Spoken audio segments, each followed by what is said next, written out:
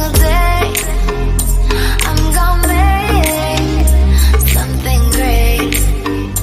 That's my Hi everyone, welcome back to Glam Girl.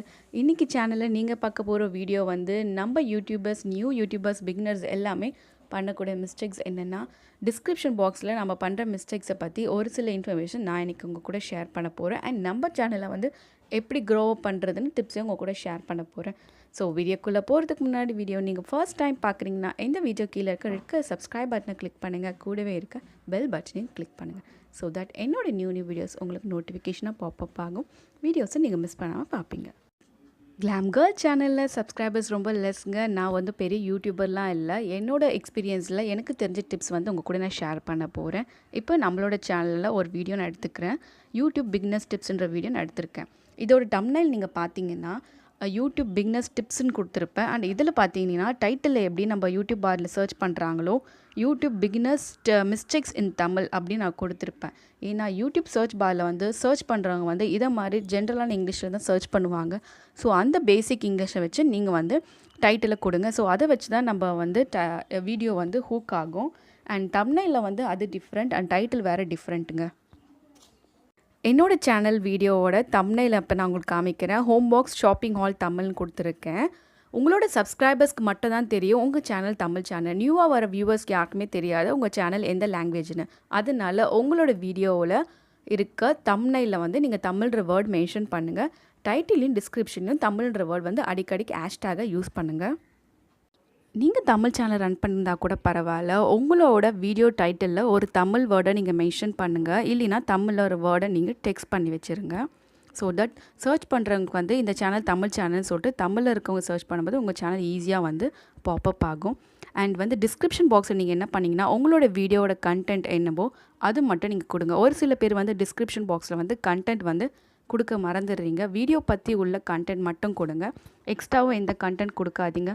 உங்களோட social size and உங்களோட வேறு வீடியோஸும் நீங்கள் இதில் ஷேர் பண்ணுங்கள். எக்ஸ்ட்ரா எதுவுமே ஷேர் பண்ணாதீங்க. அப்படி பண்ணியிருந்தீங்கன்னா நீங்கள் எக்ஸஸாக வந்து நிறைய கண்டென்ட் வந்து டிஸ்கிரிப்ஷன் பாக்ஸில் கொடுத்தீங்கன்னா உங்கள் சேனல் வந்து டெர்மினேட் பண்ணவும் சான்சஸ் இருக்குது. அதனால் இம்பார்ட்டண்ட்டான உங்கள் சோஷியல் லைட்ஸ் லிங்க்ஸை மட்டுமே உங்கள் டிஸ்கிரிப்ஷன் பாக்ஸ்லேயும் கொடுங்க. அதுலேயும் நீங்கள் தமிழ்ன்ற வேர்டை மென்ஷனும் பண்ணுங்கள். அடுத்தது வந்து டிஸ்கிரிப்ஷன் பாக்ஸில் இருக்க ஹேஷ்டேகை பற்றி பார்க்க போகிறோம்.